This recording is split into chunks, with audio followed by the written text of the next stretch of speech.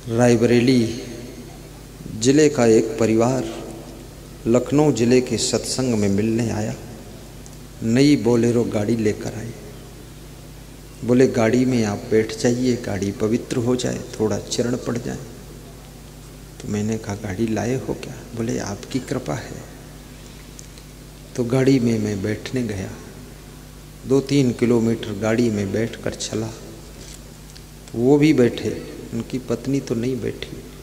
तो हमने उनसे पूछा कि ये गाड़ी कैसे लाए आप?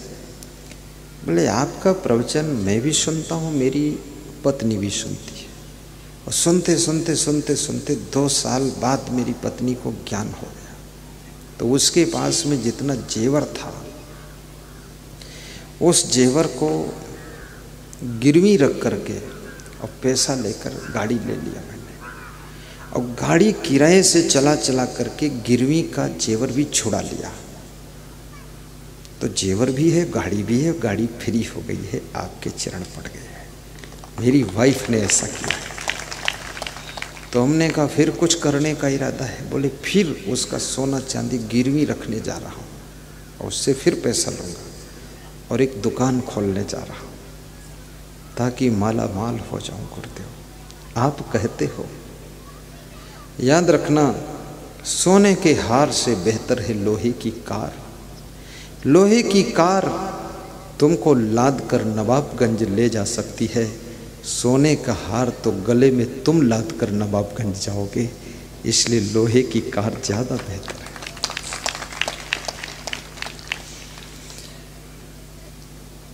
थोड़ा थोड़ा सोना, थोड़ा थोड़ा चांदी माताओं बहनों को पहनना चाहिए। और अगर तुम्हारे पास में संपन्नता है तो एक एक चैन पुरुषों को भी पहन लेना चाहिए। अब आजकल महिलाएं कोई नथुनी तो नहीं पहनती हैं, तो पुरुष लोग नथुनी पहन सकते हैं। राजस्थान के पुरुष कान में कुंडल पहनते हैं। तो मैं सोच रहा था अगर फैशन का ज़्यादा विस्तार हुआ तो उत्तर प्रदेश के लोग नथुनी भी पहन सकते हैं। फैशन है, पहन सकते हो। अब इन्होंने तो छोड़ दिया पहन के, अब तुम उसको पहनो। और मैं कहूँगा तुम कभी मत पहनो। नाक की शोभा नथुनी से नहीं है, नाक की शोभा आपकी इज्जत और मान सम्मान और सुंदर चरित्र से तुम्हारी नाक ऊंची होती है, नथुनी से नाक ऊंची नहीं होती। जिस रावण के घर में सोना चांदी बहुत था, चांदी थी कि नहीं थी ये तो नहीं पता, लेकिन सोना था, तो उसकी बहन सुपर्णखा कितनी बड़ी नथुनी पहनती थी। जब सोने की लंका है, सोने की दीवारें, सोने की छतें, सोने की खिड़की दरवाजे, सोने के सोफा सेट, सोने की कुर्सियां, सोने का ठाट बाट, सब इतना सोना। जिसके पास में इतना सोना है उसको रात में सोने का मौका नहीं, सोने का सौभाग्य नहीं, क्योंकि चिंता बहुत है, क्योंकि भगवान राम से संघर्ष चल रहा है। रावण को पता है ये सोने की लंका 1 मिनट में खाक हो सकती है, भगवान की शक्ति कुछ अलग ही है। लेकिन रावण की बहन सुपर्णखा अपनी नाक कटा देती है। अब ये सोने की नथुनी क्या करेगी? तू नाक कटा कर ही आ गई। तो ये भी देखना है माताओं बहनें को और पुरुष बंधुओं। नाक कटाने का मतलब ये नहीं कि ये नाक कट गई। अगर आपके किसी कृत्य के द्वारा, आपके किसी व्यवहार और चरित्र के द्वारा आपके घर, कुटुंब, कुल परिवार की नाक कट गई, यानी इज्जत चली गई, सम्मान चला गया, तो ये नाक चाहे जितनी बड़ी लगी हो, ये नाक बेकार है। नाक तो असली इज्जत की नाक होती है, सम्मान की नाक होती है। उस नाक को बचाने की जिम्मेदारी सभी की होती है। एक छोटी सी लड़की की गलती तुम्हारे परिवार की 7 पीढ़ियों के सम्मान को नष्ट कर सकती है। इसलिए मैं बेटियों से भी कहता हूँ, किसी के सुंदर रूप को देख करके कभी मोहित मत हुआ करो। और बेटों से भी कहूँगा, किसी के सुंदर रूप को देखकर आकर्षित मत हो। ये रूप में कुछ है नहीं, ये तो सब बस बुढ़ापा आएगा, सुंदर रूप खत्म हो जाएगा, बीमारी आएगी, सुंदर रूप खत्म हो जाएगा। राम सांवले थे, कृष्ण सांवले थे, लेकिन सीता जी ने सांवले को पति बनाया था। क्यों पता बनाया था? क्योंकि सांवले थे लेकिन बहुत गुण वाले थे। आप गुणों को देखिए उसके, केवल चेहरा देखकर विवाह मत कीजिए। चेहरा देखकर विवाह करोगे तो जिंदगी भर चिल्लाते रहोगे। फिर एक इंजीनियर हमसे कह रहा था, छत्तीसगढ़ प्रदेश में उसने प्रोग्राम कराया तो बोला घर में बहुत दुख है। तो मैंने कहा बात क्या है? बोले पत्नी बुद्धिहीन है। तो हमने कहा बुद्धिहीन है तो क्या देखकर शादी किया था? बोले चेहरा सुंदर है तो चेहरा देख के शादी किया था। तो हमने कहा चेहरा अभी भी सुंदर है कि नहीं? बोले चेहरा तो अभी भी सुंदर है, लेकिन क्या है? बोले उसकी बुद्धि नहीं है। तो हमने कहा ज़्यादा बुद्धि की ज़रूरत भी नहीं है, जो देखा था वो तो ठीक ही है चेहरा। बोले वो तो ठीक है लेकिन भोजन बनाना नहीं आता है। जहाँ कटोरी रखना चाहिए वहाँ लोटा रखती है, और जहाँ थाली रखना चाहिए वहाँ बाल्टी रख देती है, और आटा तसला में मारना चाहिए तो भगोनम मारती है। बहुत वैधी है। और बिस्तर पर बैठ के दाल भात खाती है, उसी में दाल गिराती है। और जब कहता हूँ बिस्तर गंदा हो जाएगा तो बोलती है हमारे बाप ने दिया, तुम कौन बोलने वाले हो? तर्क बहुत करती है। तो हमने कहा आप तो इंजीनियर हो। बोले इंजीनियर हो लेकिन ज़िंदगी बर्बाद हो गई उसके पीछे, बुद्धि नहीं है। और बुद्धिहीन के साथ में 24 घंटे तुम परेशान हो जाओ। बुद्धि नहीं उसके पास, वो हर काम उल्टा करेगा। गाड़ी ऐसी जगह खड़ी करेगा जिसमें कोई भैंस कुचल दे उसको, और स्वयं साड़ी ऐसी जगह फैलाएगा जी का बंदर फाड़ डाले, और चप्पल जूता ऐसी जगह रखेगा रोज सामक चोरी हो जाए, कुतवा नोच डाले। क्योंकि बुद्धि नहीं है। रोज चप्पल मांगत घूमी कि हमारे चप्पल खोई गए हैं, फिर से चप्पल। और तुम भी सोचोगे इसको कितने चप्पल दूं? अभी कल दिया, परसों दिया, 10 दिन पहले फिर दिया, फिर चप्पल खरीदो इसके लिए। कहाँ खो खो कर आता। अब बुद्धि नहीं है। बुद्धिहीन व्यक्ति की पहचान होती वो अपने सामान को केयर नहीं करेगा, एक पहचान। दूसरे काम वो सीरियल से नहीं करेगा, दूसरी पहचान। तीसरे वो टाइम का बिल्कुल ध्यान नहीं रखेगा। और चौथी पहचान गंदगी में बहुत रहेगा। और पांचवी पहचान बात खूब लड़ाएगा। और छठी पहचान जिद इतनी करेगा कि मारपीट हो जाए तब वो बंद हो भी न करे। ये बुद्धिहीन की पहचान है। और बुद्धिमान व्यक्ति तुरंत गम खा लेगा, सफाई रखेगा, काम सेटिंग से करेगा, time to time exit time work करेगा, और सहनशील रहेगा, सबसे विनम्रता का व्यवहार करेगा, प्रसन्न चित्त रहेगा, और अपने घर को विकास की ओर ले जाएगा। पूरे घर की फिक्र करेगा, घर के छोटे बड़े सभी सदस्यों का ख्याल रखेगा, और सबको गम खाकर जोड़ने का प्रयास करेगा। और बुद्धिहीन आदमी लट्ठा धीराज होता है। कोई जुड़े चाहे टूटे चाहे फाटे, और चाहे बर्बाद हो जाए, चाहे घर में आग लग जाए, लेकिन वही अपने चाल चलत हैं। तिकड़े तिकड़म चकई चकधो मकई खिलावा, किसी को देखते नहीं, जोश खरोश में रहता है बुद्धिहीन आदमी।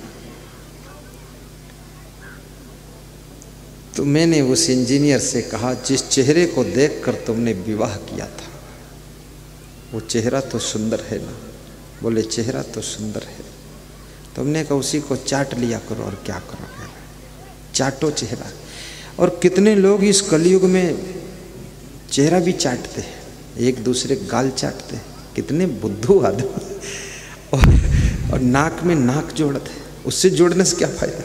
ओंठ में ओंठ जोड़ते, मुंह चाटते, बिल्कुल कुत्ते बन गए, अकल नहीं। मैं तो कभी कभी वो सिनेमा वाले पोस्टरों में देखा, नाकम नाक छुआए खड़े फोटो में। हमने कहा नाक में नाक क्यों छुआते हो? नाक तो सांस लेने के लिए है, और नाक से मैल निकलता उसको छिनकने के लिए है, और नाकम नाक टच क्यों करते हो? तो बोलते हैं उनकी नाक हमरे लग जाए, हमारी नाक उनके लग जाए, तो नए कंपनी की नाक छोई जाइए, अच्छी बात है। क्या मूर्खता लोगों में। ये टच करने से, स्पर्श करने से इन्फेक्शन भी होता है, इसलिए किसी को ज़्यादा उसके छूना भी नहीं चाहिए। इससे शुद्धता, पवित्रता की कमी हो जाती है। और फैशन की दुनिया में बहना भी नहीं चाहिए। तो मैं आपको बता रहा था, वो मित्र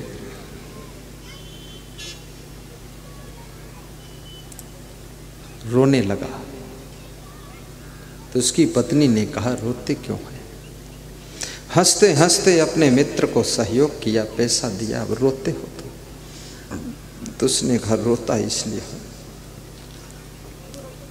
कि मेरे मित्र को देख करके मैं इतना भी नहीं पहचान पाया कि मेरे मित्र की ये दशा है। उसको मुझसे मांगना पड़ा, इस बात का मुझे दुख है। ये मित्रता मेरी कैसी है जो उसे मांगना पड़ा। बिना मांगे ही मैं अगर अपने मित्र को 25,000 रुपये दे देता तो भी अच्छा था, लेकिन मेरा मित्र दुखी हुआ और उसने जब मांगा तब मैंने दिया, तो मेरे देने का भी ज़्यादा कोई प्रभाव नहीं है।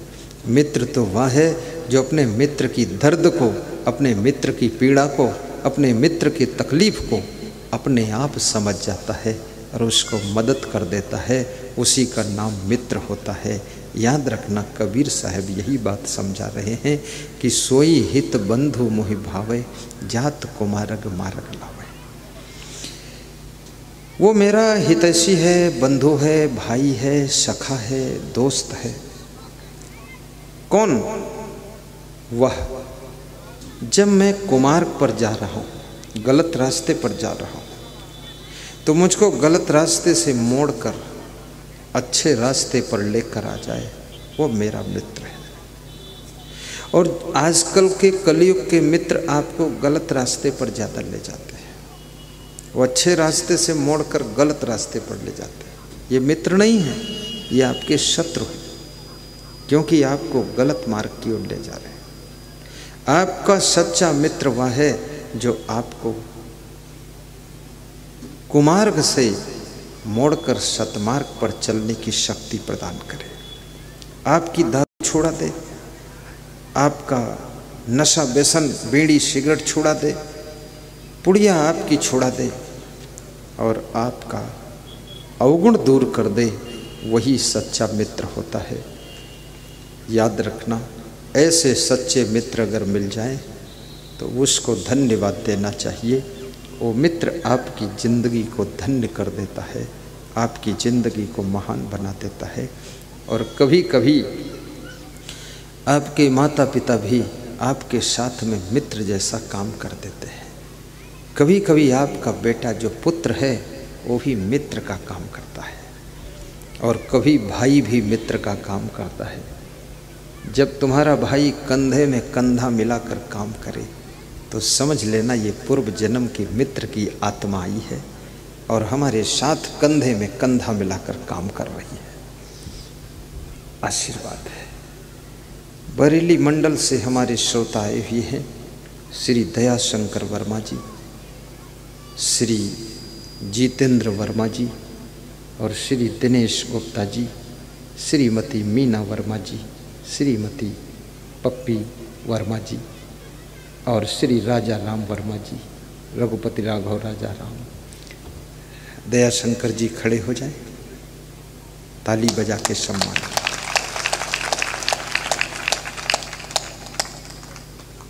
कल मैं आपके पावन घर में गया था,